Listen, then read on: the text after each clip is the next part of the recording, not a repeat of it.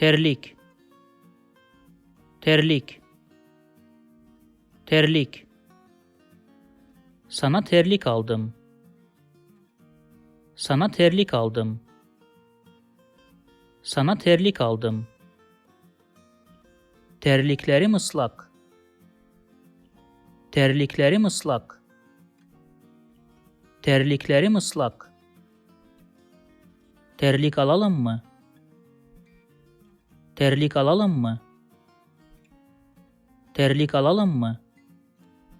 If you like this video, please subscribe to my channel below for more videos on Turkish grammar, vocabulary and pronunciation. Also, if you think this video can benefit somebody else, please share it with them. Last, if you have any comment or request, please provide your feedback in the comment section below and I'll do my best to respond as soon as possible.